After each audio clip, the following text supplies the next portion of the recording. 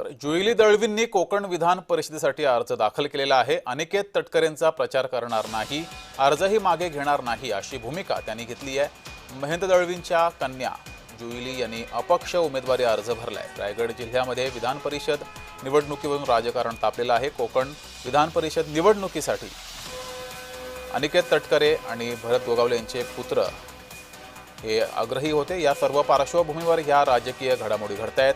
पक्षाकडून अद्याप अधिकृत एबी फॉर्म मिळाला नाही, त्यामुळे अपक्ष अर्ज दाखल केलेला आहे असंही महेंद्र दळवी यांच्या कन्या जुईली दळवी यांनी म्हटलंय।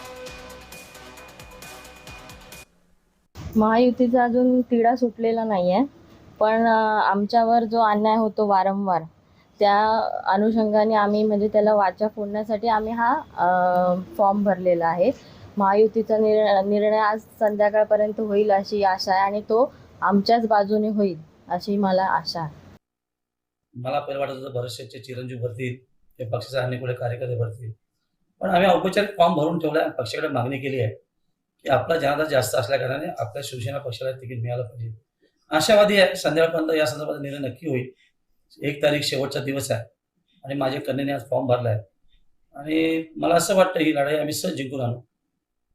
याची कल्पना मला नाही आहे, कशासाठी भरलाय काय भरलाय मी त्यांच्याशी नक्की चर्चा करेन। ते स्वतः माननीय एकनाथ शिंदे साहेबांशी चर्चा करतील आणि त्याच्यानंतर योग्य तो निर्णय होईल।